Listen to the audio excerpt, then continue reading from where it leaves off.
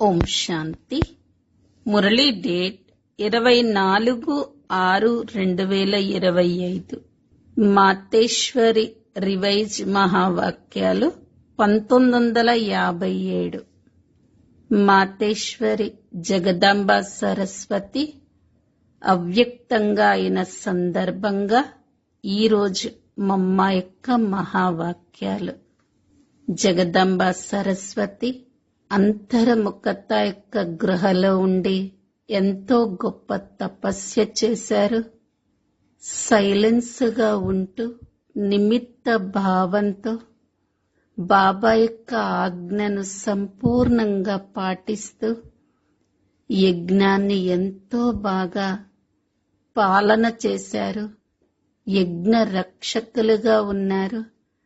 యజ్ఞంలో ఉన్న ప్రతి బ్రాహ్మణాత్మను సంపూర్ణ గౌరవాన్నిస్తూ అందరికీ స్నేహాన్ని పంచుతూ సాక్షిగా అందరి పాత్ర చూస్తూ ఎవరి లోపాన్ని మనస్సులో ఉంచుకోకుండా క్షమాభావనతో ఎంతో మధురంగా స్నేహంగా అందరికీ గౌరవాన్నిస్తూ ప్రతి ఒక్కరి పిల్లల మనస్సు నుండి నా తల్లి అన్న భావనను కలిగించారు. అంత గొప్ప పాలన చేశారు. ఎవరి తప్పుని మనస్సులో ఉంచుకునేవారు కాదు. ఎవ్వరి అవగుణాలు చూసేటటువంటి వారు కాదు. చాలా విశాల హృదయంతో అన్ని క్షమిస్తూ స్నేహంగా అందరినీ నడిపించారు. ఈ రోజుటి మధుర మహావాక్యాలు విందాం. పాట. ఈ చిన్న ప్రపంచాన్ని చూడండి. ఈ పాట ఏ సమయం గురించి పాడారు? ఎందుకంటే ఈ సంగమ సమయమే మన బ్రాహ్మణ కులం యొక్క చిన్న ప్రపంచం.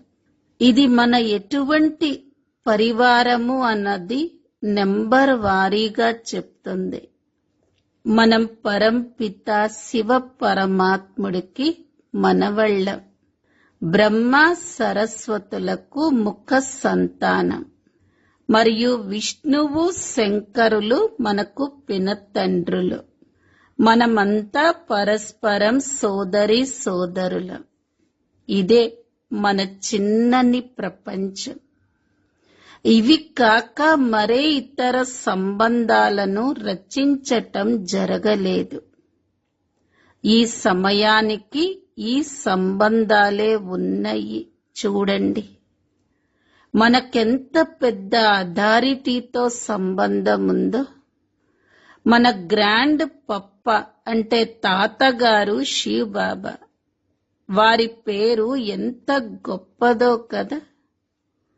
వారు సమస్త మానవ సృష్టికి బీజరూపుడు, సర్వాత్మల కళ్యాణకారి అయిన కారణంగా వారిని హరహర భోలానాథుడు, శివ మహాదేవుడు అంటారు. వారు పూర్తి సృష్టికి దుఃఖహర్త, సుఖకర్త. వారి ద్వారా మనకు సుఖము, శాంతి, పవిత్రతలపై గొప్ప హక్కు లభిస్తుంది. శాంతిలో ఉన్నప్పుడు కర్మ బంధనాల లెక్కాచారాలేవీ ఉండవు. కానీ ఈ రెండు విషయాలు, సుఖము, శాంతి, పవిత్రత ఆధారంగానే లభిస్తాయి.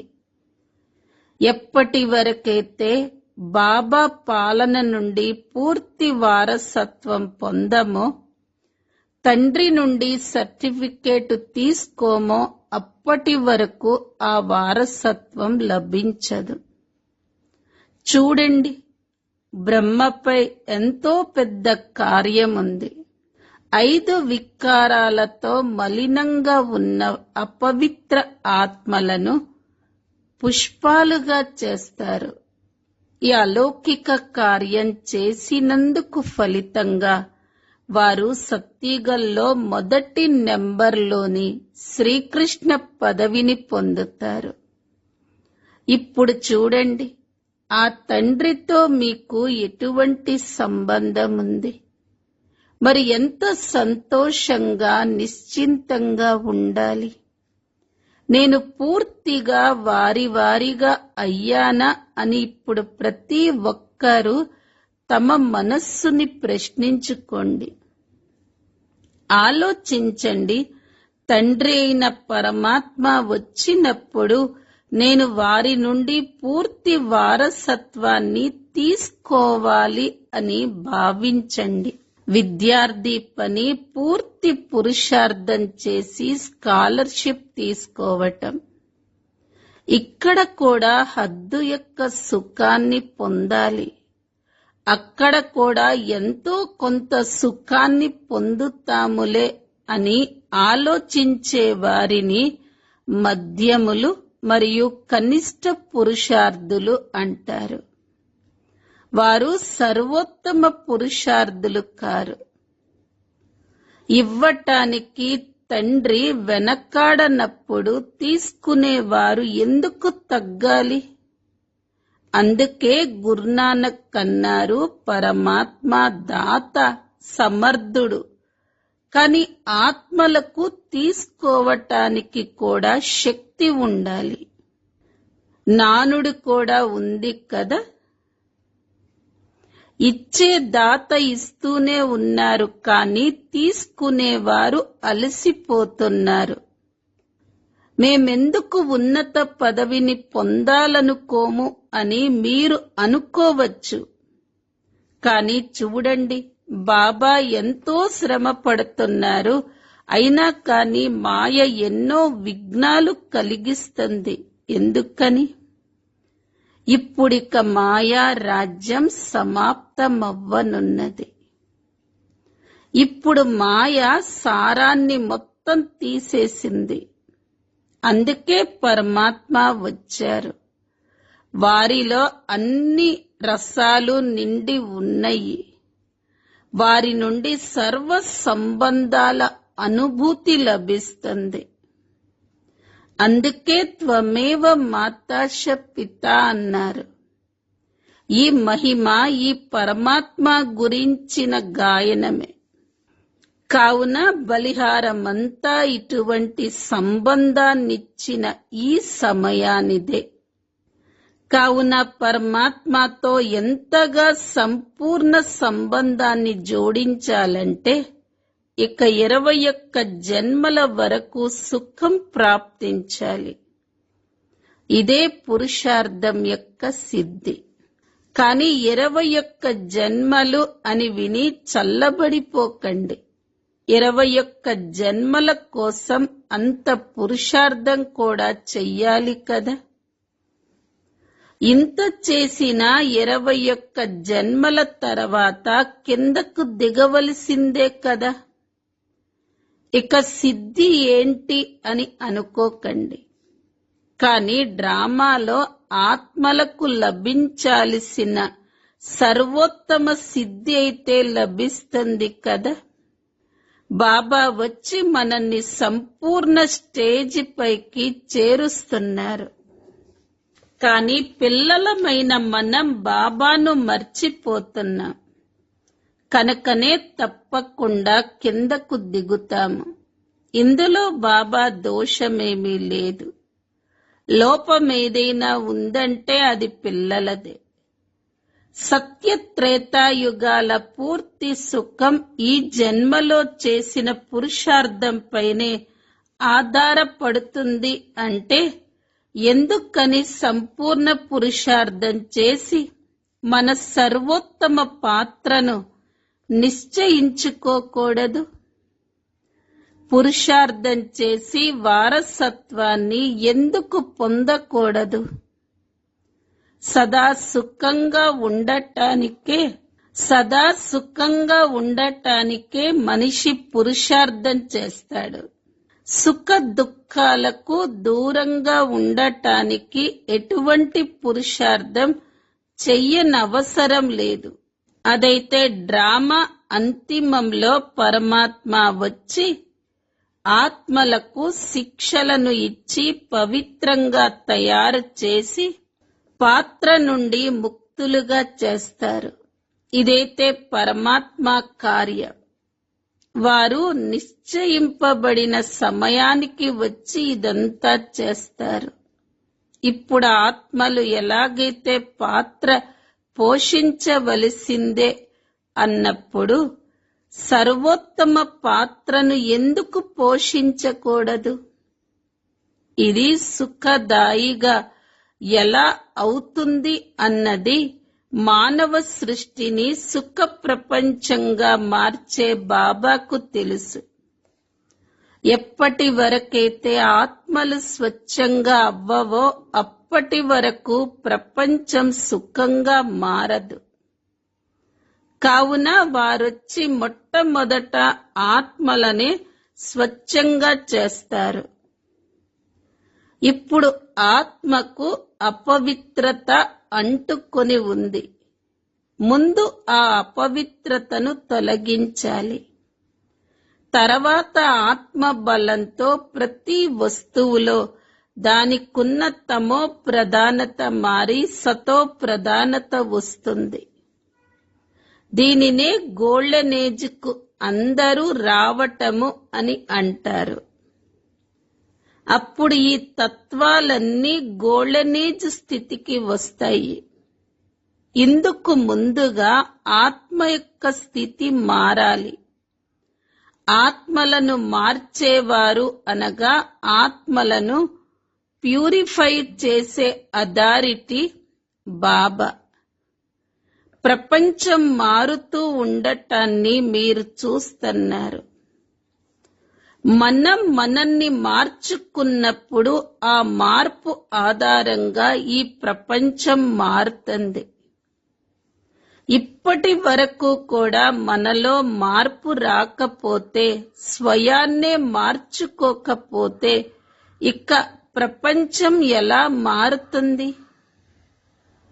కావున స్వయాన్ని రోజు పరిశీలించుకుంటూ ఉండండి. లెక్కలు రాసేవారు రోజు రాత్రి ఎంత జమ అయ్యిందో తెలుసుకోవటానికి తమ ఖాతాను చూసుకుంటారు. అందరూ తమ లెక్కలు రాసుకుంటారు. ఇక్కడ కూడా లెక్క రాసుకోవాలి. రోజంతటిలో నాకు ఎంత లాభం వచ్చింది, ఎంత నష్టపోయాను. నష్టం కొంచెం ఎక్కువ జరిగితే మరుసటి రోజు జాగ్రత్తగా ఉండాలి. ఇలా అటెన్షన్ ఉంచటం ద్వారా మనం లాభం వైపుకు వెళుతూ మన అసలైన పొజిషన్ వైపుకు వెళతాము. ఇటువంటి పరిశీలనతో స్వయాన్ని మార్పు చెందిన వ్యక్తిగా ఫీల్ అవ్వాలి. అంతేకాని నేనెలాగో దేవతగా అవుతానులే, అదైతే చివరిలో అవుతాను కదా, ఇప్పుడు ఎలా ఉన్నానో అలా బాగానే ఉన్నాను అని ఇలా అనుకోకండి. ఇప్పటి నుండే ఆ దైవీ సంస్కారాలు రావాలి. ఇప్పటి వరకు 5 వికారాలకు వశమయ్యి ఉన్న సంస్కారాలు ఏవైతే ఉన్నాయో ఆ వికారాల నుండి నేను ఎంత దూరమయ్యాను అని చూసుకోవాలి. మనలో ఉన్న క్రోధము మొదలైనవి తొలగుతున్నాయా?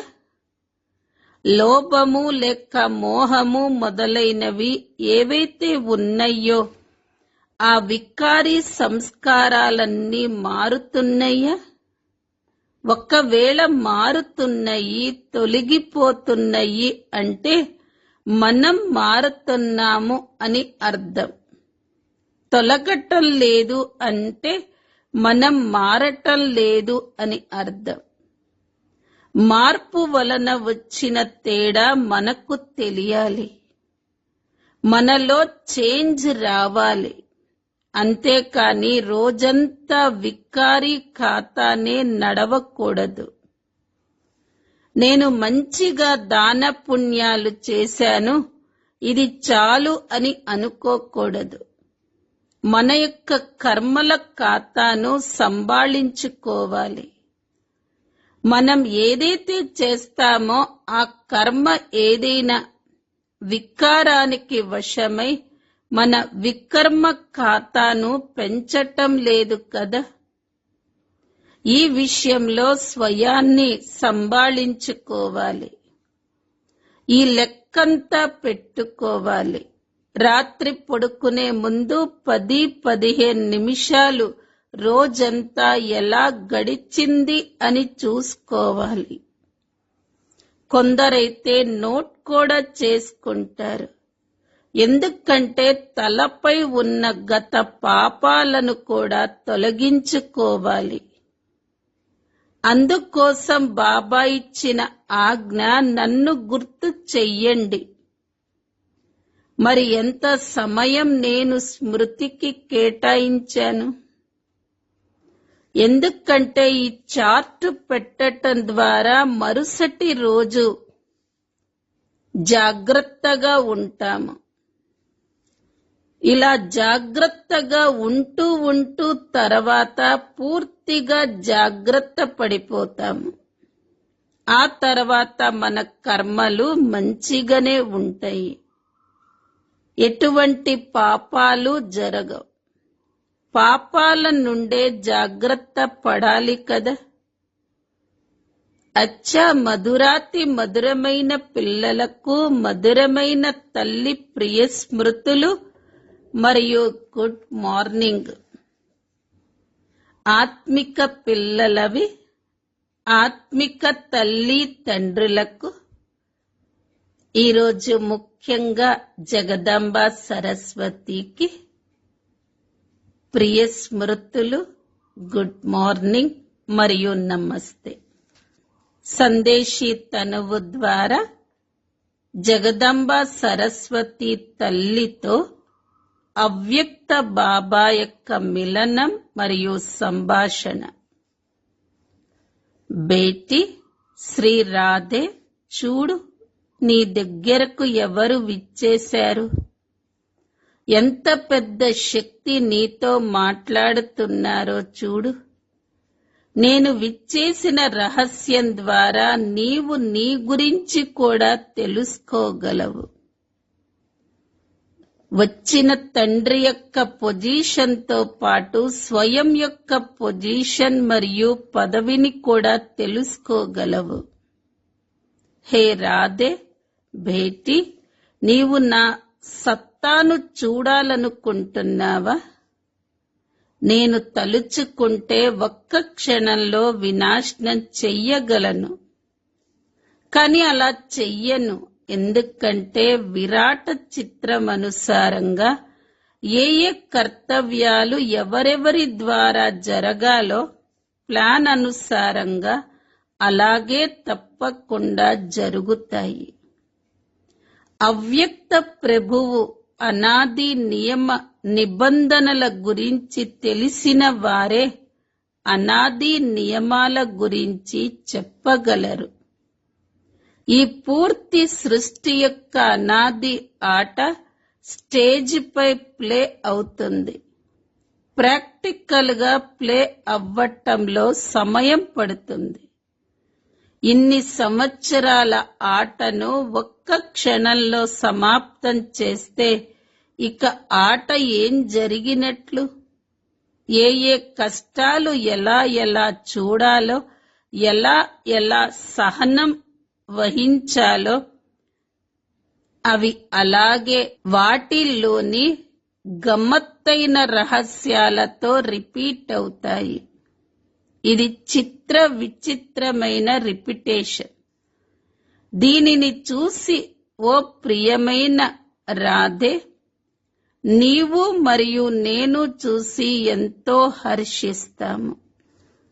ఈ విరాట డ్రామాలోని అన్ని పాత్రలు పరీక్షలు తీసుకునేవే తయారయ్యాయి.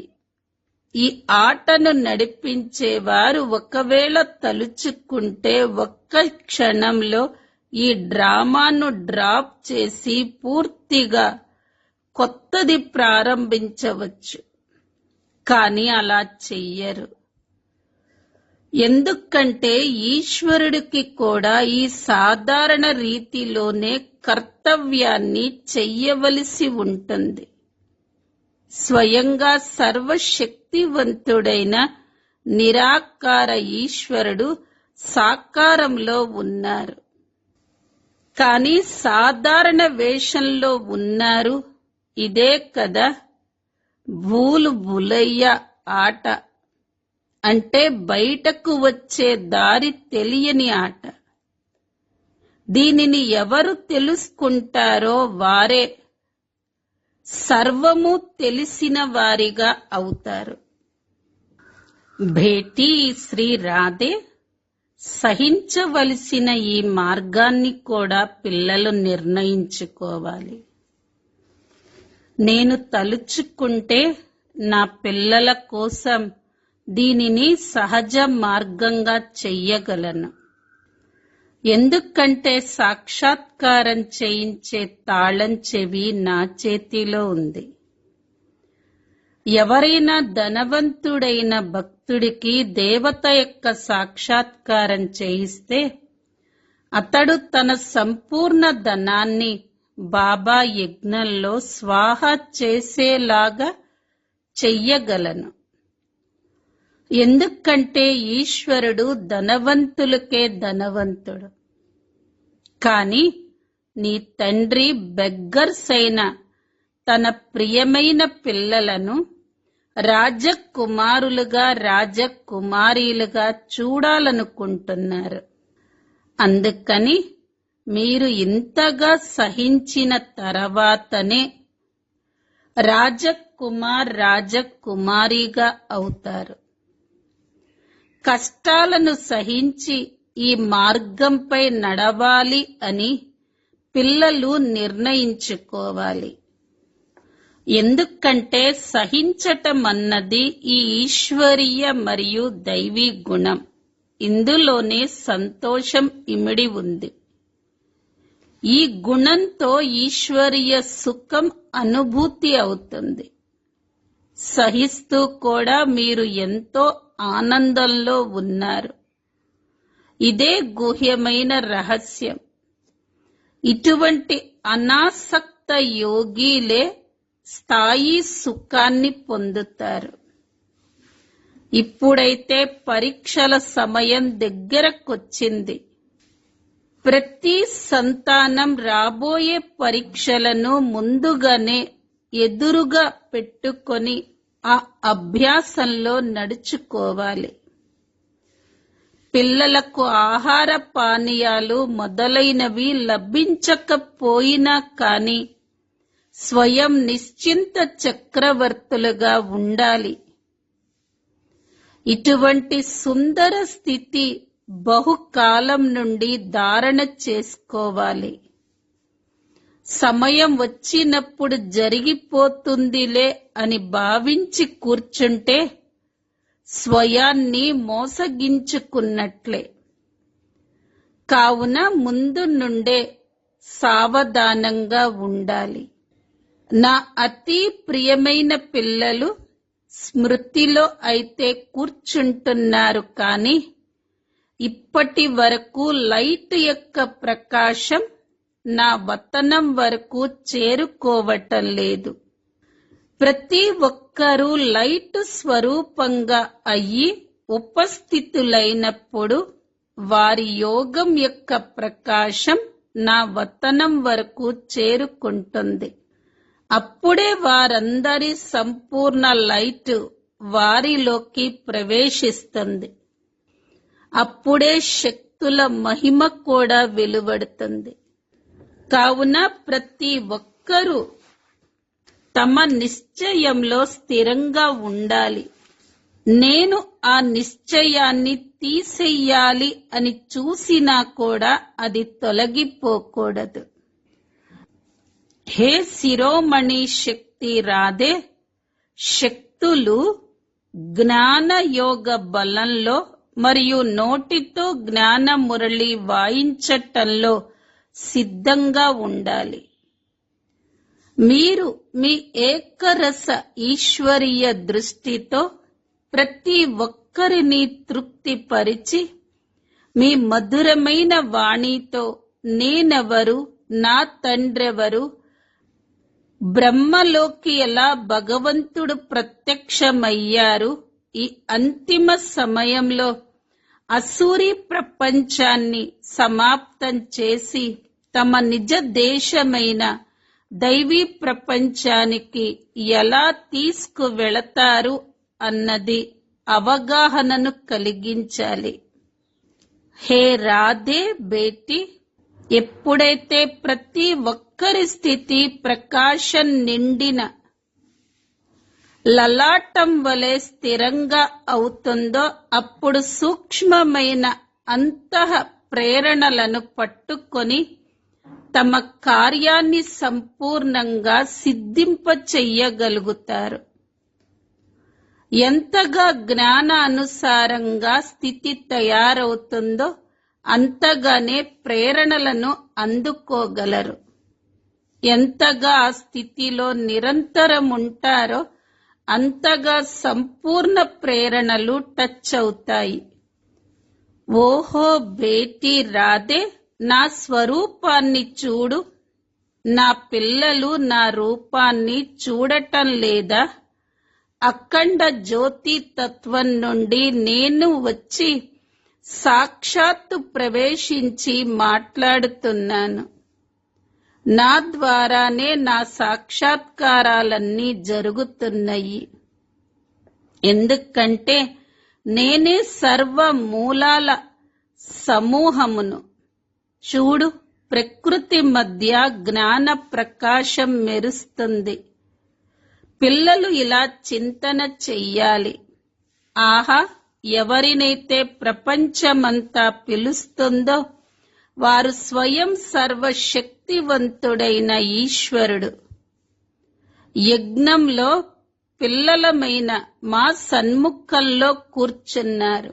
వారి శీతలమైన ఒడిలో కూర్చుంటే హృదయం శాంతిస్తుంది. ఒక్కవేళ రచనను రచించే వారు లభిస్తే వారిని విడిచి రచనలోకి ఎందుకు వెళ్ళాలి? ఉన్నతోన్నతమైన అథారిటీ, సర్వ సత్తాలకు యజమాని అయిన భగవంతుడు నుండి సర్వశక్తులు వెలువడుతున్నాయి. ఈ అవగాహన ఉన్నప్పుడు ఈ ఒడిని విడిచిపెట్టటం అసంభవమవుతుంది. సృష్టికర్త యొక్క పరిచయం లభించినప్పుడు నేనెవరు అన్నది అర్థమవుతుంది. అర్థమయ్యిందా? శిరోమణి రాధే, అర్థమయ్యిందా? అచ్చా, వరదానం. సదా అతీంద్రియ సుఖపు ఉయ్యాలలో ఊగే సంగమ యుగపు సర్వ అలౌకిక ప్రాప్తులతో సంపన్న భవ. ఏ పిల్లలైతే అలౌకిక ప్రాప్తులతో సదా సంపన్నులో వారు అతీంద్రియ సుఖపు ఉయ్యాలలో ఊగుతూ ఉంటారు. గారాబాల పిల్లలను ఉయ్యాలలో ఊగించినట్లుగా సర్వ ప్రాప్తి సంపన్నులైన బ్రాహ్మణుల ఉయ్యాల అతీంద్రియ సుఖపు ఉయ్యాల.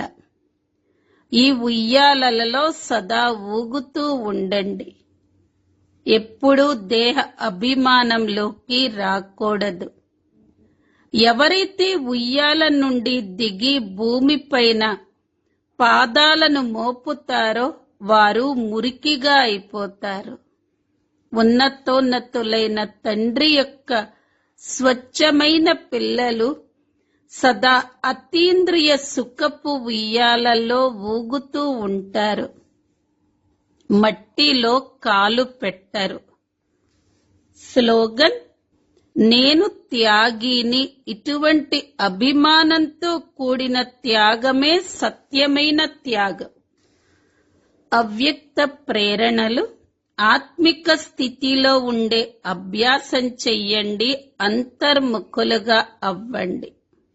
స్వయాన్ని అకాల మూర్తాత్మను అని భావించుకున్నట్లయితే అకాల మృత్యువు నుండి, సర్వ సమస్యల నుండి రక్షింపబడగలరు. మానసిక చింతలు మానసిక పరిస్థితులను తొలగించుకునేందుకు కల ఒకే సాధనం మీ ఈ పాత శరీర భానమును తొలగించుకోవటం. దేహ అభిమానాన్ని తొలగించటం ద్వారా సర్వ పరిస్థితులు తొలగిపోతాయి. నిష్కామ వృత్తి యొక్క గుణం ద్వారా శత్రువుని కూడా మిత్రువుగా మార్చుకునేటువంటి శక్తి. మమ్మ సదా నిష్కామ భావనతో అందరి పాలన చేశారు. ఇతరులు గౌరవించినా గౌరవించకున్నా, వారు మాట విన్నా వినకున్నా మమ్మ సదా అందరి పట్ల సహయోగిగా ఉన్నారు. వీరు నాకు కొంచెం ఇవ్వాలి అంటే ఇతరుల నుండి ఆశించేటువంటి భావన మమ్మాలో లేదు. కాబట్టి విరోధి కూడా సహయోగిగా అయ్యారు, శత్రువు కూడా మిత్రువుగా అయ్యారు. మరి అదే విధంగా మనమందరం కూడా నిష్కామ భావంతో ప్రతి ఒక్కరి యొక్క సేవ చేసి శత్రువుని కూడా మిత్రువుగా మార్చుకుందాం. ఓం శాంతి.